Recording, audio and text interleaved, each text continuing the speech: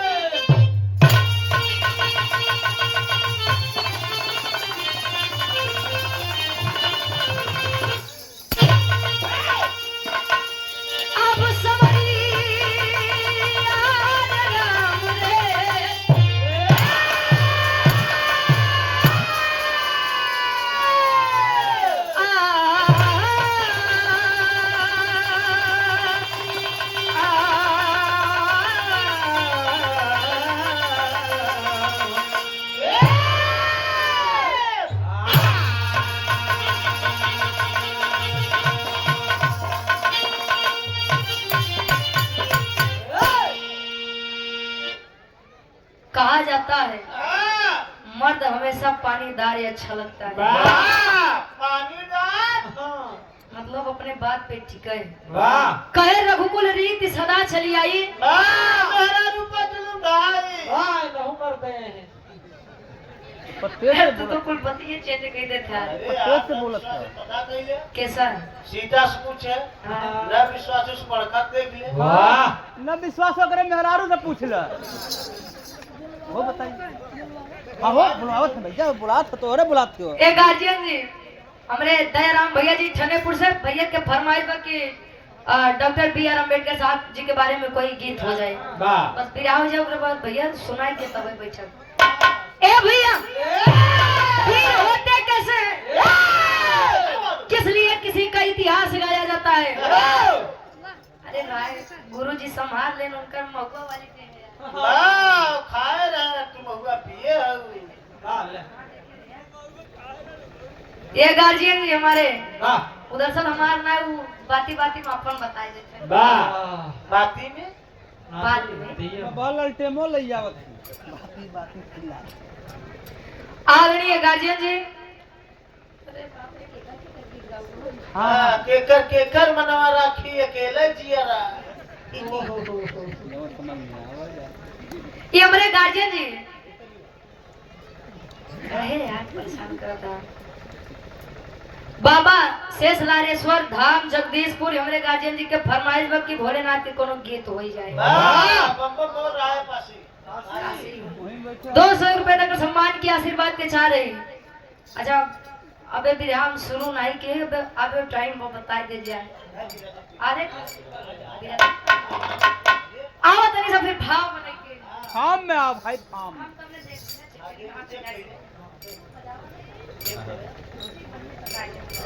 आओ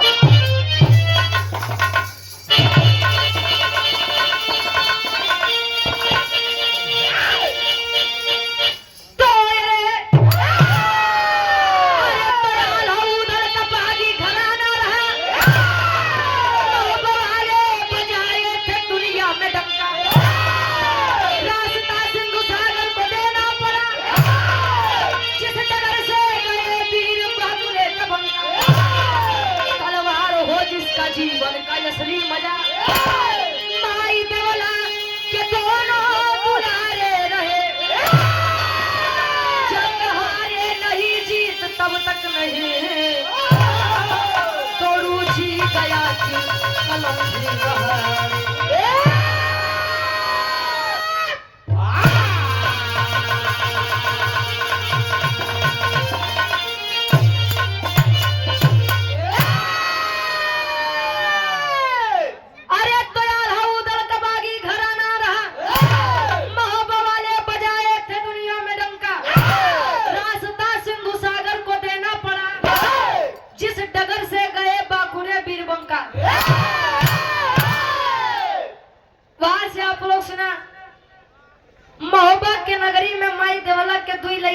आल्हा उदल, चारों तरफ हर जगह बस आल्हा उदल आल्हा उदल आल्हा उदल।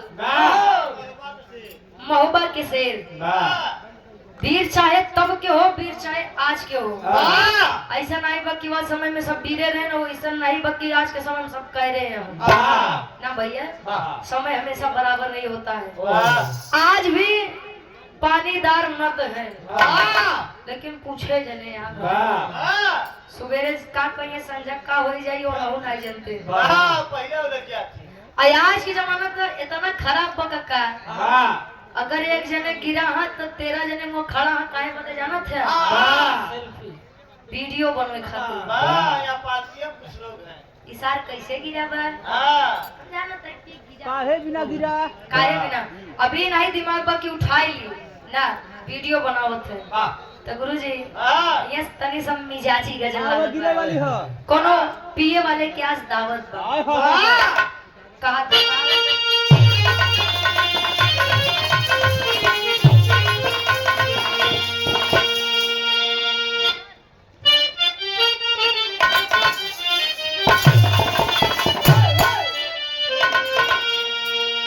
अरे आज पीने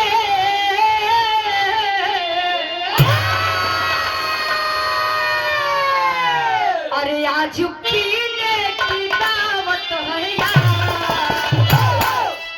चांद पर बैठ कर हम पिएंगे। आज पीने की दावत है यार, चांद पर बैठ कर हम पिएंगे।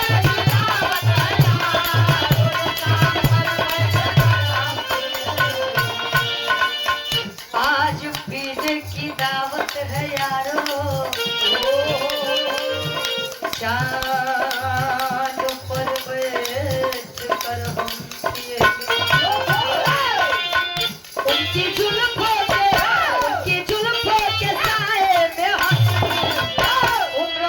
उनकी जुल्फों के साए में उम्र भर हम नशे में अरे जिएंगे।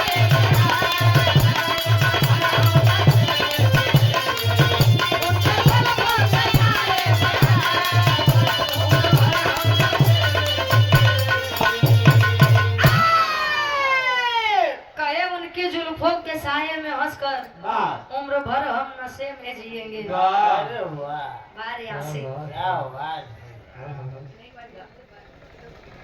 आदरणीय ये गार्जियन श्याम बबलू यादव जी, ग्राम सराय रजई मगरौरा पट्टी प्रतापगढ़ से। ये हमारे गार्जियन जी के द्वारा इस भाव का सम्मान करते हुए 100 रुपए आशीर्वाद के चारे कि हम बच्चे अपनी कला में कामयाब रहे। लेकिन एक लाइन कवि का उन वीरों के बारे में भाव है, कैसे गुरुजी?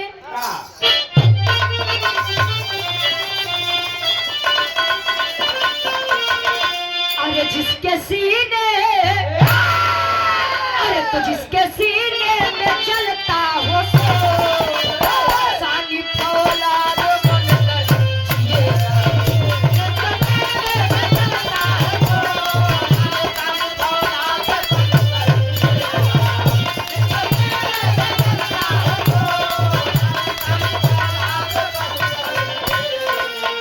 अरे जिसके सीने में जलता हो सोना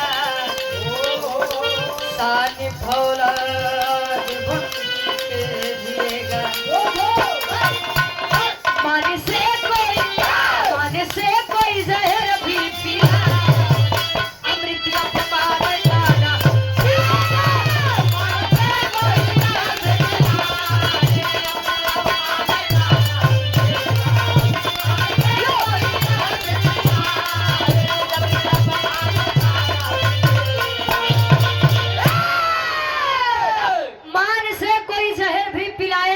अमृत अपमान का ना पिएगा।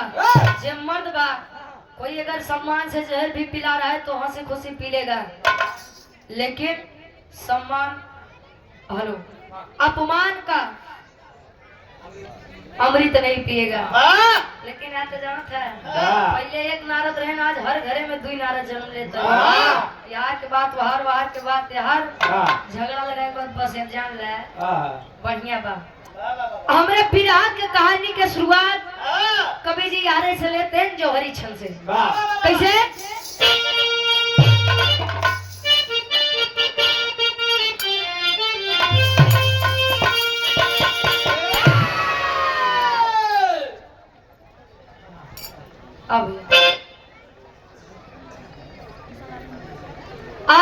हमरे के गार्जियन जी आप किशन लाल पाल जी, स्वर्गीय दादी ये हमारे बाबूजी के बड़ी माता हैं, आशीर्वाद के चाह रही है, 500 रुपए देकर सम्मान किए।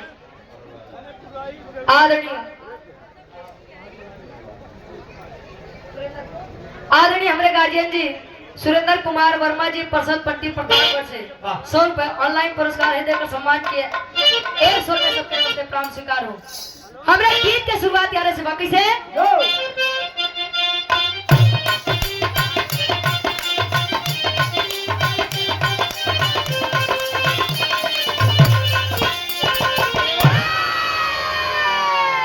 अरे तो कहती हूँ बड़े यदब से ये बिल्कुल बात सही है, सोनवा जैसे सुंदर नारी धरती पर नहीं कहीं है।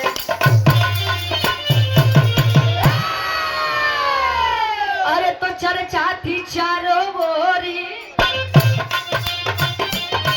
चंदा से सुंदर सोनावा, केवला को चिंता रहती ना लागे जादू सोनावा। कहती हूँ बड़े यदव से ये बिल्कुल बात सही है, और सोनवा जैसे सुंदर नारी धरती पर नहीं कही है। ए भैया शादी करके जब महोबा नगरी वापस आए, धीरे धीरे समय बीता, दोनों के संयोग से एक बच्चे का जन्म होता है जिसका नाम इंदल बताया जाता है। सोनवा जी उस समय की सबसे खूबसूरत नारी थी, जहाँ देखा खूबसूरती के बखान, अमाई देवला के चिंता रहे हमारे इतनी सुंदर पतो क्यों के जादू टोना नहीं लग जाए।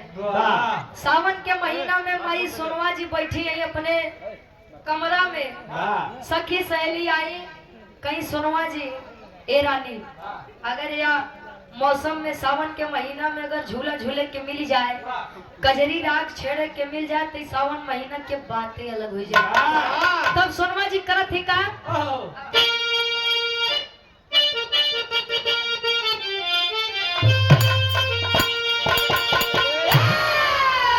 हमारे बड़का भैया प्रदीप थनेपुर से बाबा साहब के गीत पर 500 रुपए का ऑनलाइन पुरस्कार दिए। बस बिराव जी फिर सुना देते भैया।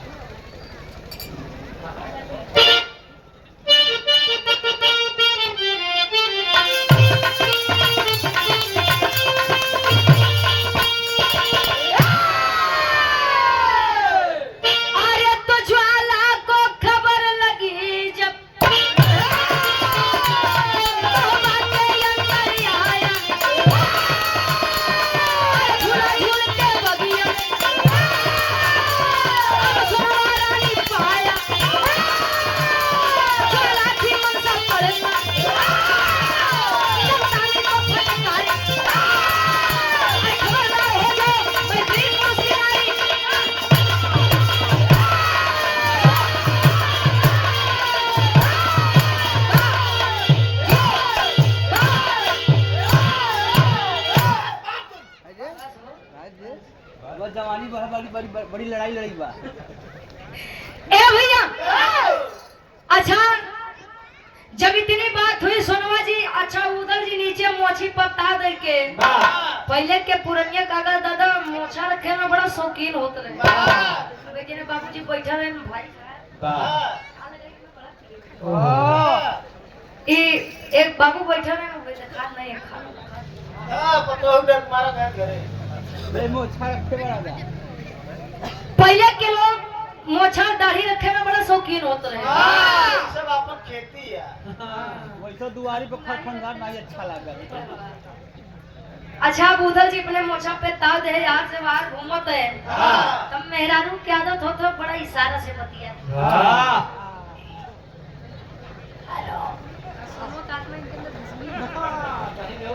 सोनवा जी इशारा से बोलावत है उधर जी के ए देवर बबुआ। इंग्लिश पढ़ा भी जाते इशारा दिए। अच्छा उधर जी आए, बोला भौजी का बात बा आए। सोनवा जी सारी बात बताए, कहीं झूला झूले की इच्छा बा लेकर आए कदम के बगीचे में। अजब आए तो एक काम करत है, हमरे बिरहा में बड़ी सुंदर गीत लगत बा। दोनों लड़की बताओ कैसे?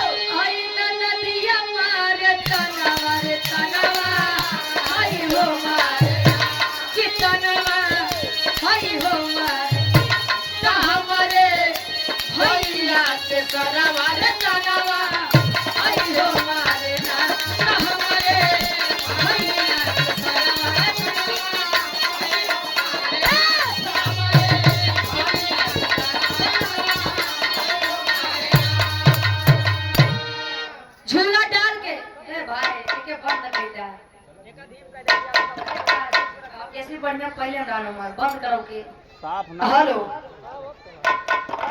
काम देना हेलो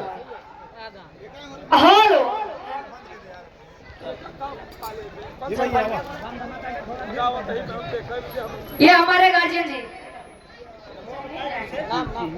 ए भैया उधर जी करम के बगीचे में झूला डाले, झूला डाल के कहे कि हम मर्दों का काम है झूला झूलना नहीं है, चल दिए शिकार करने के लिए। अब बगीचा में झूला पड़ा बा, सखी सहेली कजरी गावत है। आज अभी आवाज सुन के ज्वाला सिंह आये तो करत का कवि जी भाव में लिखत है। काव्या पाल गाजियाबाद से, ये गार्जियन जी के द्वारा 100 रुपए। हेलो एक बंद कई दा जैसे पहले बोलत रहा। हेलो एमा बेस बोलत बा ट्रिपल करा। आदरणीय खिलाड़ी यादव जी धनेपुर की पावन सजमी से आशीर्वाद के चाहिए। ए भैया कवि जी भाव में दर्शावत है हुआ के दृश्य कैसे?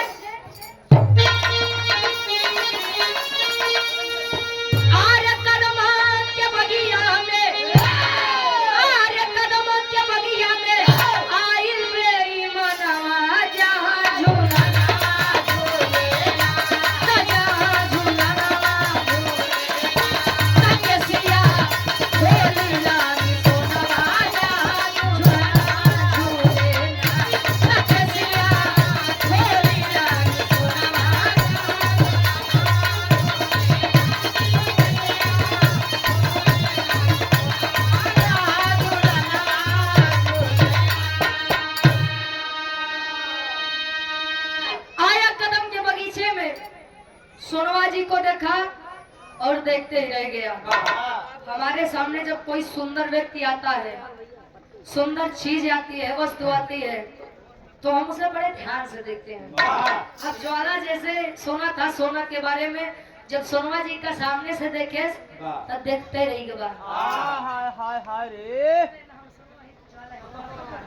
अच्छा देख रहा है सोनवा जी तो देखे कस कौन है आप? कहाँ से आए हैं?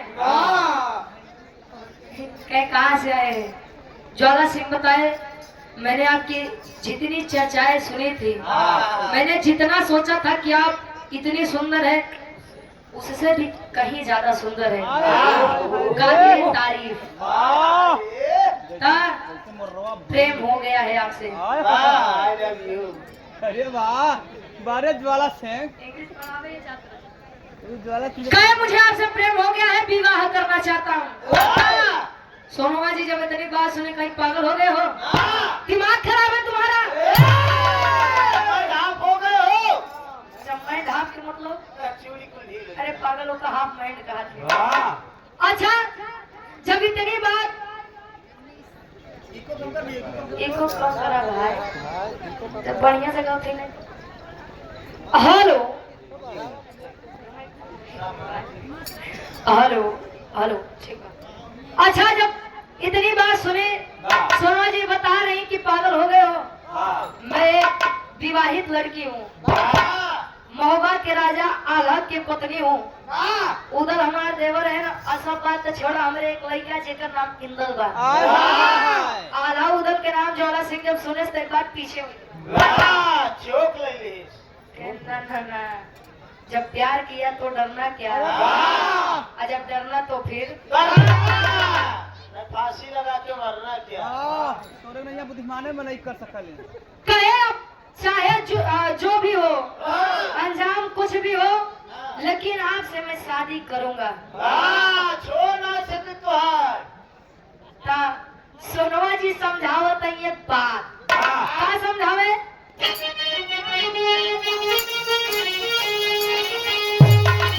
अरे कहीं समझा के तो अरे अब जल्दी चली भागी उदल के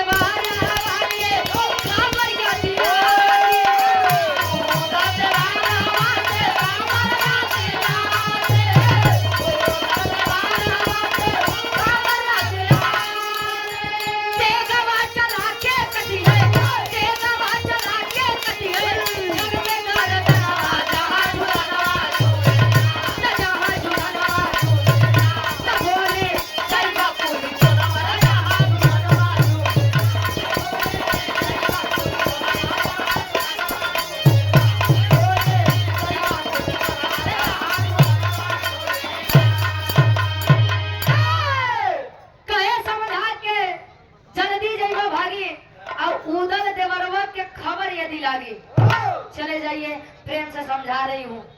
ज्वाला सिंह आया, माँ दुर्गा के वेदी पर बैठा, माँ दुर्गा के आराधना विनती इबादत करत बा। ए माई हो प्रकट हुई माँ दुर्गा, बोल बेटा क्या चाहिए? ए माई जौन लड़की आज बगिया में दिखा रही, हम उसे बड़ा प्रेम करी थी, हमारी शादी उसे करवाई था, जीवन में आपसे कुछ न मांगत। बेटा ज्वाला सिंह, उसका शादी हो गया है, आल्हा की पत्नी है, और तुम भी जानते हो कि आल्हा बहुत बड़े वीर हैं। कहे मातारी अब परिणाम कुछ भी हो, लेकिन बिना शादी करे हम मानव नहीं। माई कहीं ठीक बा, लेकिन हमारे बात सुन, ओकर एक छोट के लड़का बा, इंदल नाम बा, और माँ के बिना बेटे का कोई अस्तित्व नहीं है। और छोटा सा बच्चा बिना अपने माता के कैसे रहेगा, तू बता। कहे माई ओकर लड़का पीछे में आवत बना, बीच में रहमत करे। मैं आपको वचन देता हूँ। क्या वचन दोगे? माँ इंदल की बलि में आपके सामने चढ़ाऊंगा। मातारी कही ओम मस्तु जा, सोनवा को लेकर आया, बाकी सब गारंटी हमारे। चल दिया, जबरदस्ती लेकर आया। उदल जी आए, भौजाई का नाई पाए, चारों तरफ हल्ला हो गई, सोनवा जी नहीं मिल रही है। फरार हो गई, सोनवा गायब हो गई। अच्छा बिहार, इतनी बात जब पता चली, आल्हा जी उदल जी बड़ा शौक में बैठे। अरे यार, किसकी इतनी जरूरत हो गई कि मोहब्बत के इज्जत पर हाथ डाल दिया। अच्छा गीता में भी लिखा गया है, तो कतो मारे वीर तो कतो मरवाए भी, भागे भी। कहे भैया एक काम करो, कहे कहा कहे भौजी वाला सामान तनी निकाला। फौजी वाला सामानवा।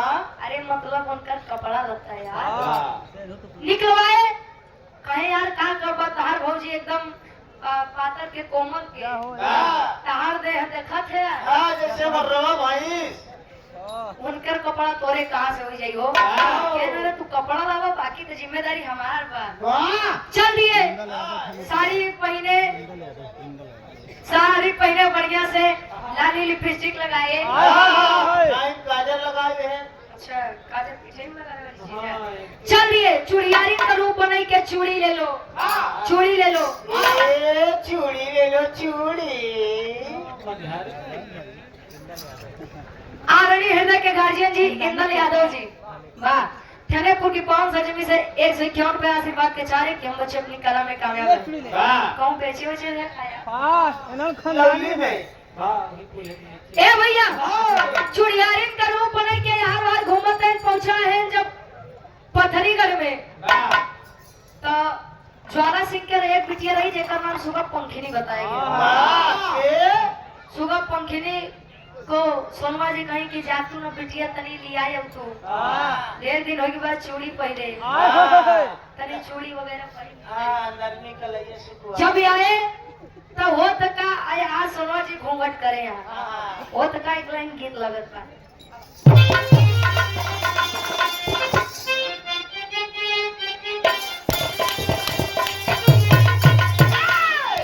लड़की कहे अब गवनवा नहीं जा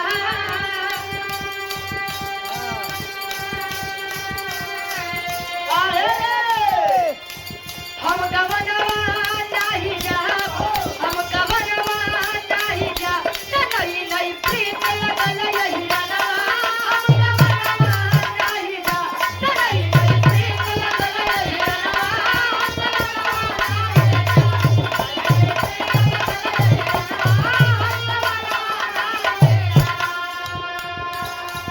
लेकिन कवि जी भाव लिखते हैं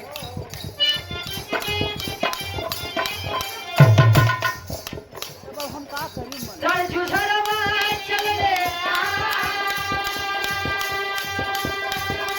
रण जुझरवा चल रे रण जुझरवा चल रे तू वाला भाई नहीं रे चूड़ियारवा रण जुझरवा चल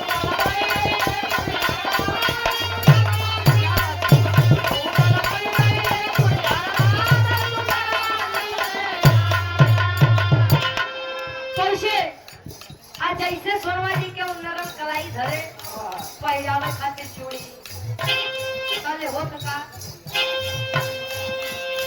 सोनवा की आई हाथ बढ़ाए उधर खड़ी है नरम कलाई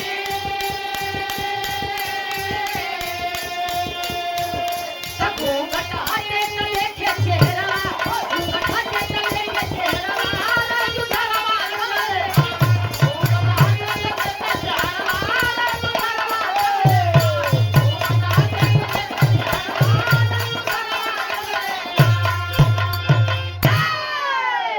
कलाई को पकड़े हवा चली सोनवा जी का घूंघट जब उठा सोनवा जी का उदल जी देखे फेंक के चूड़ी उड़ी खड़ा हो गए वाह का भोजी हाँ एक मर्द के हाथ तो है नहीं अच्छा लागत रान का बोला ये भौजी क्या कमी थी हम लोगों के प्रेम में हम लोगों के स्नेह में क्या कमी थी भाई के प्रेम में और ये सब करते हुए आपको अपने बच्चे का सूरत नहीं दिखा वाह किसको शर्म नहीं आई हाँ अरे डांट मत रे पागल हो गई हो एक मर्द का हाथ छोड़ कर एक नामर्द का हाथ थामी हो अरे वाह सोनमा जी कहीं है देवर बबुआ अरे भौजी तनी गरमात का हाँ। पहले हमारी बात सुना हाँ। का बात कहे कि मैं बड़ी खुशी से यहाँ पर नहीं आई हूँ हाँ जा करके अपने भैया से कह दो 1 महीने के अंदर अंदर यदि वह मुझको नहीं लेकर गए तो मैं मर जाऊंगी लेकिन इस नामर्द का हाथ नहीं थामूंगी हाँ कहे मतलब कहे कि मतलब ही बा कि हमके जबरदस्ती लेके आई बा हाँ कहे तो करे सारे बड़े भैया के बुलावे का जरूरत बा सारे काट ले फूल हाथ गोड़ मुड़िया कहे ने के तो हम अकेले नहीं छोड़ा पागल भैया भैया का तकलीफ दे के तब ले उधर जी करत है काम रे बिरहा के आखिरी गीत लगत बा कोनो पान बेचे वाली कहे अरे कोठे ऊपर कोठरी अरे हलवैया के दुआ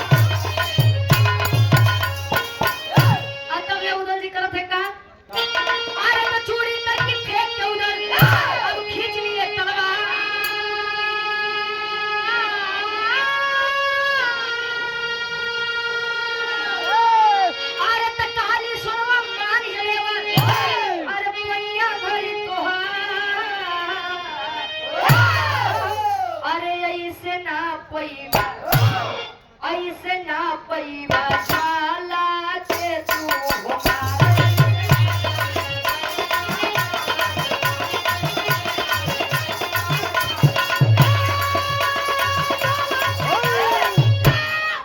खुशबू पाल और रिंकी पाल दादी जी की पिंकी पाल दादी जी की ये नाती 100 रुपए देकर सम्मान के आशीर्वाद के चाह रही कया दे बर बबुआ का बात बा कहे पहले हमारी बात सुनो कहे कि ज्वाला सिंह ने माँ दुर्गा से वचन किया है कि वह मेरे बेटे और तुम्हारे भतीजे की बलि माँ के चरणों में चढ़ाएगा मतलब कि इंदल के गर्दनवा काटी माई दुर्गा के सामने तब कहे ओकरे ऊपर माई दुर्गा के कृपा हुआ इसे पर कुछ नहीं कह सकता तब ये बात जाए के परे भैया से बतावा आए बाबा नगरी में वो लटकाए बैठा है आला जी पूछा था कस भौजाई के तोरे पता चला कि नहीं कहे भैया पता तो चला लेकिन एक दुविधा है कौन दुविधा अपने बेटवा इंदल के बलि चल के माई दुर्गा के चरण में चढ़ावा तबे ज्वाला सिंह के कुछ बिगड़ी नहीं तब बिगड़ी उगड़ी इतनी बतिया जब आल्हा जी सुने पिता मोह जाग गया मोह का मतलब प्यार उमड़े लगा अब तब ले आल्हा जी जवाब देते हैं का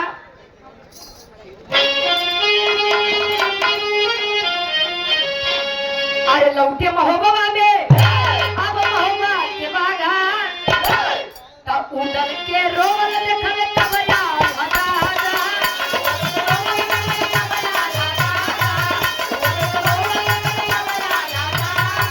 अरे तबरी नहीं बेटे के देवे आल्हा की इनका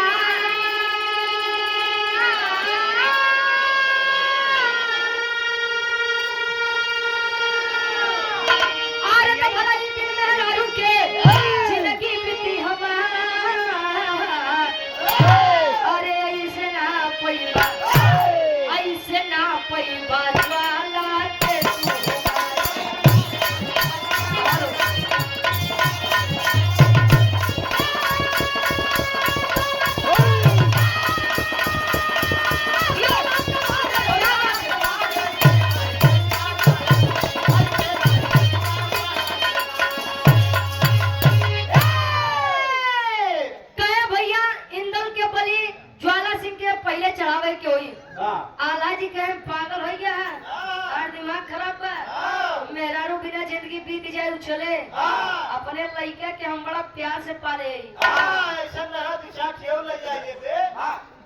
ये सब काम न हो पाई है पागल हो गया का भैया मतलब कहे जब कल को इंदल बड़ा होगा दुनिया वाले उसे ताना मारेंगे तो हार बाबू तोरे बदे तोरे माई के नहीं लेके आए दूसरे घरे पे क्या चाहते हो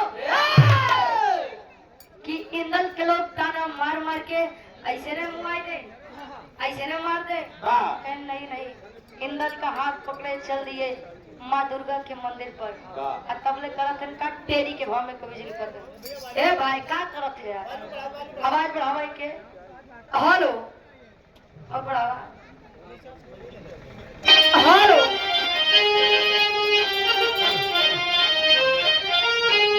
अरे राम गधेला लेके मंदिर में गए अरे गधेला लेके मंदिर में गए कारण आला उधर पीर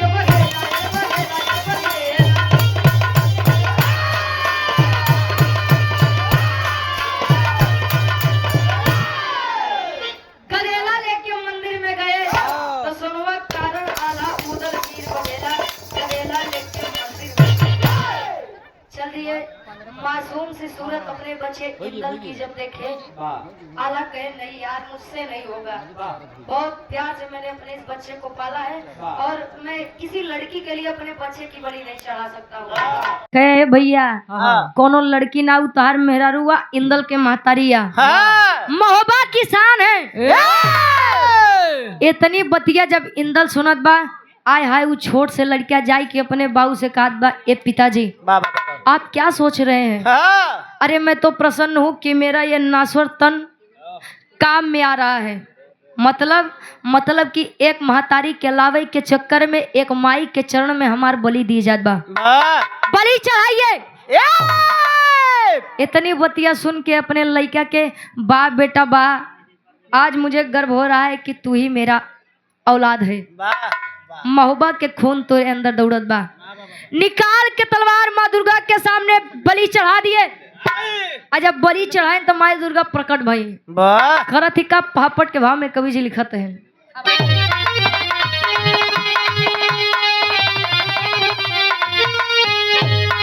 अरे बलि चढ़ौते ढोलल बा असनवा दुर्गा बोली हो। अरे तो बलि चढ़ौते ढोलल बा असनवा दुर्गा बोली हो। तब मांगा आल्हा मांगा तू वरदानवा दुर्गा बोली हो।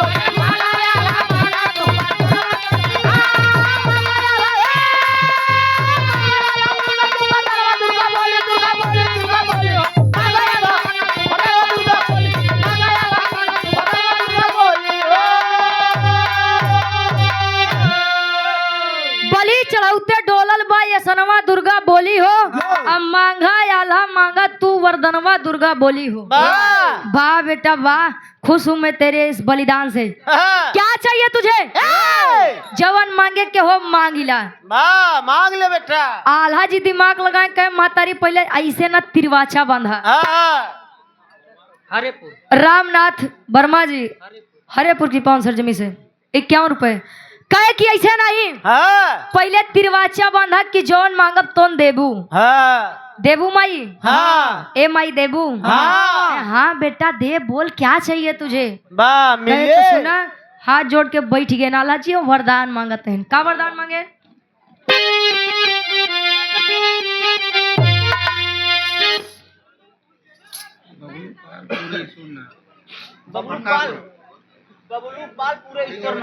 आदरणीय हमारे गार्जियन जी बबलू पाल जी, पूरे ईश्वरपुर की 500 जमी से हमारे गार्जियन जी।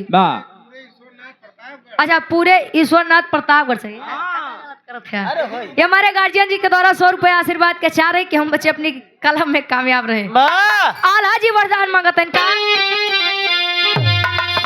अरे जिंदा कर दो लाल को मेरे, वर दो वर की रानी हो। तो ज्वाला सिंह के गर्दन रण में अलग करा महतारी हो। अरे ये मस्त काली उड़ली गगनवा दुर्गा बोली हो। तब मांगा आल्हा मांगा तू वरदानवा दुर्गा बोली हो।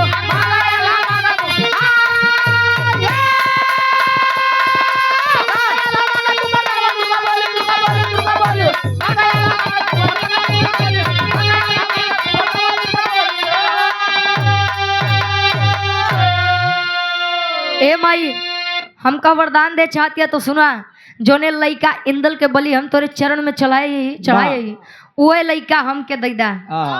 माई दुर्गा तिरवाचा बांधी थी अपने बात पे टिक्की एवं मस्त इंदल को जीवित करी। और तब ले पूछते माई एक वरदान और चाहिए। कवन? ज्वाला सिंह के रण में गर्दन हम अलग कही क्या माई। इतनी बात सुन करके एवं मस्त कह के दुर्गा माँ चली गई। अब तो तैयारी बन गई, पथरीगढ़ पे चढ़ाई कर दी महोबा वाले। अब ज्वाला सिंह जब जान गया कि अब ना ही बचब, अब जाए हमार जान, अब ना ही बचब, तब दुर्गा माई के चौरा पे बैठ के अब लगा बेचारे रोएगा। रोहत बकई से आल्हा के भाव में कवि जी प्रमाण देते हैं। ये 100 रुपए रोहित पाल भैया जी उदयपुर की 500 जमी से आशीर्वाद के चाह रही।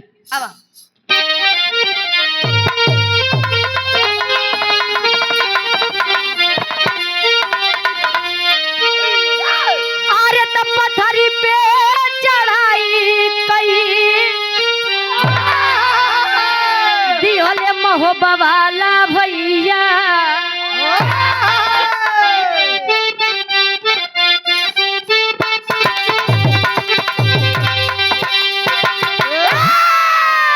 अरे तो ज्वाला के खबरिया लागल होते ही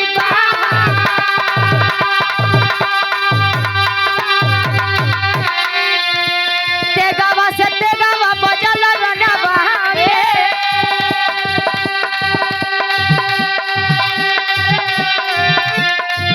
अरे दुर्गा जी के मंदिर पहुंचा हो ही के लाचा।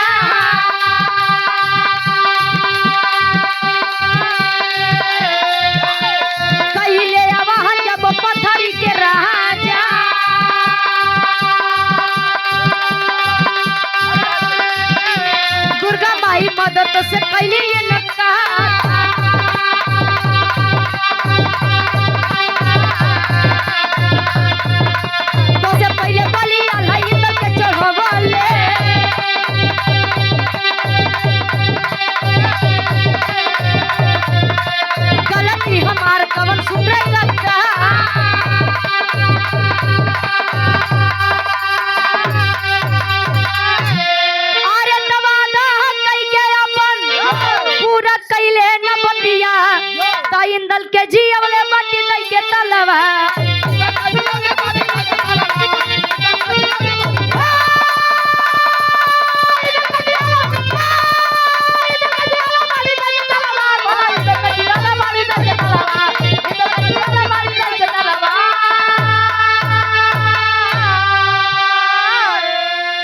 दुर्गा माई आई कहीं का बात बा बोल हाँ बोल ए माई हाँ। तार हम दिन रात पूजा आराधना वंदना करी थी हमके बचाई ले माई आज के बाद ऐसा गलती कबो न करम कहे जब तू सोनवा का लिया क्या रहा तो का रखे बदल लिया क्या रहा तूने तो मुझसे कहा कि हम उसी शादी करब आज जब लिया क्या है तो काहे धरे रहा कहे माई 21 के मार 3 महीने कोनो व्रत बा भरत बा व्रत भुगतान फास्ट उपवास वाह आ एकरे बीच में अगर हमारे लगे हुआ तो पतिव्रत तेज लगी तू मरी जाबा हम कहे तो का मतलब बा जब ओकरे लगे नहीं जाए बा तो बियाह है का कइले बा हम कहे 3 महीना के बाद बा के देख के बिताई देबे कहें तो हम ओका थोड़ी क्यों जानी था वो तू जाना आल्हा जाने ए माई बचाई ला तूने वादा करके अपनी बात पूरा नहीं की है एक पिता होकर के आल्हा ने अपने बच्चे इंदल की बलि मेरे चरणों में चढ़ाई है अब सुन तार तो मदद हम नहीं करब लेकिन एक तोका हम सलाह देते ही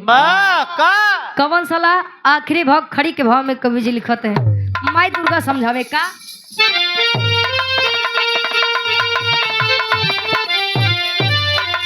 अरे त कहली दुर्गा माई ज्वाला न मचावर रिया जोड़ा आला उदल संगे नाता के डोरिया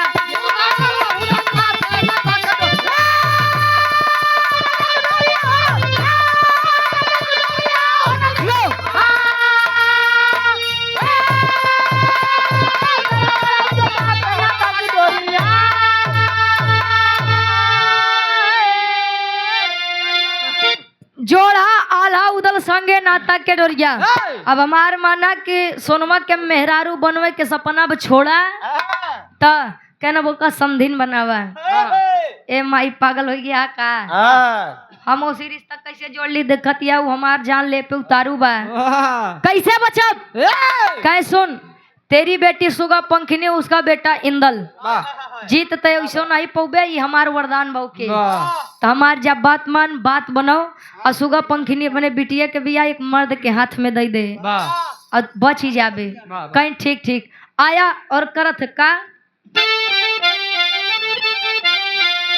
अरे सुगा पंखनी इंदल से कहले तबिया हो डोली चढ़ी औली ते ही महोबा के द्वार बोले चलो यार तब बोले चलो यार तब महोबा के द्वार अरे त भारी पड़ल सोनवा के अब कैल चोरिया जोड़ा आला उदल संगे नाता के डोरिया